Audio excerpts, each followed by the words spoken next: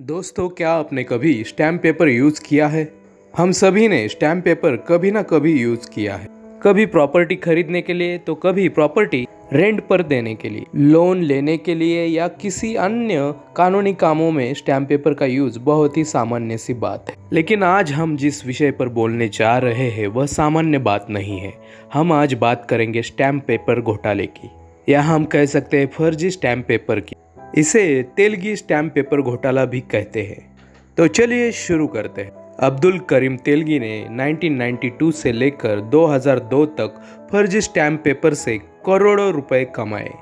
जब ये घोटाला सामने आया तब तेलगी के खिलाफ महाराष्ट्र से 12 केस फाइल किए गए, वहीं पूरे भारत से 15 अलग अलग राज्यों से उस पर मुकदमा दर्ज किया गया।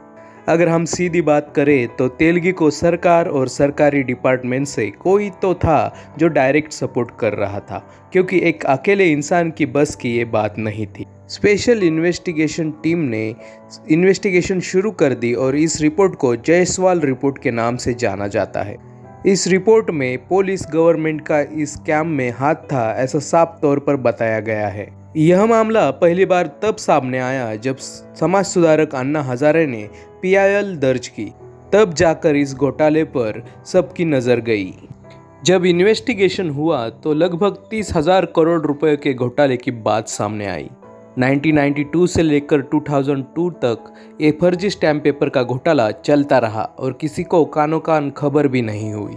लेकिन ऐसा हो ही नहीं सकता। ऐसा लगता है कि गवर्नमेंट ऑफिसर जानबूझकर इसको अनदेखा कर रहे थे, क्योंकि इससे बहुत बड़े बड़े नाम जुड़े हुए थे। 23 अक्टूबर 2017 को तेलगी की मौत हो गई और इसका कारण ऑर्गन फेलियर बताया गया।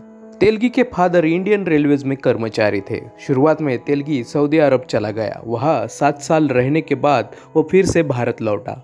सऊदी अरब से भारत वापस आने के बाद उसने कुछ बड़ा करने का फैसला किया और फिर वो फर्जी स्टैम्प पेपर के लाइन में घुस गया। 1990 में उसने काम शुरू किया। 100 से लेकर 1000 तक स्टैम्प पेपर छापकर तेलगी कुछ ही दिनों में अरबपति बन गया।